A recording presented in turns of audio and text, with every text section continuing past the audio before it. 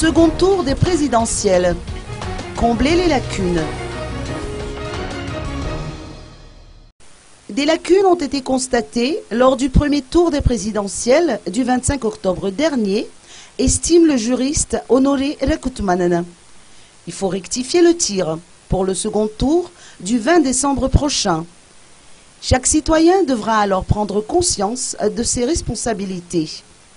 Ce juriste affirme par ailleurs que pour accéder à une vraie 4e République, les lois ne doivent être changées tout le temps. Écoutons les propos du juriste Honoré Rakutmanen. Vous savez, nous sommes actuellement à une semaine du jour du scrutin. Or, comme vous le savez parfaitement, tout le monde constate qu'il y a des choses anormales qui se passent, que ce soit en matière de texte, même en matière de propagande. Cependant, étant donné que nous sommes proches du jour du scrutin, on ne peut plus rien faire.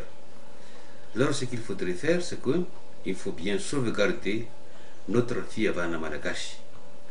Il ne faut pas quand même vous batailler pendant la propagande d'un côté comme de l'autre, c'est-à-dire une sorte de bataille rangée. Mais il faut que nous soyons calmes, restons calmes. Et puis, le jour de l'élection, soyez vigilants. Il faut bien suivre comment se déroule le scrutin, des délégués des candidats. Et puis, les résultats du scrutin, il faut bien suivre pour qu'il n'y ait plus de bulletins que de nombre d'électeurs inscrits sur les listes électorales. Là, c'est très important. Et puis, il faut suivre dans la mesure du possible également le cheminement des résultats du scrutin. Parce qu'il peut y avoir, comme j'ai entendu dire, substitution d'urnes. Alors, il faudrait être vigilant. Et puis, il faut toujours sauvegarder notre vivant à Malagache. Il faut que nous parvenions à une paix durable, à une paix politique durable, à une paix sociale durable. Et à ce moment-là seulement, Madagascar pourra se développer.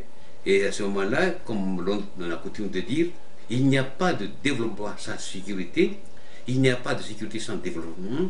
Et je lance également un appel à redoubler d'efforts en ce qui concerne la sécurité des biens et des personnes avant le scrutin, pendant le scrutin et surtout après le scrutin.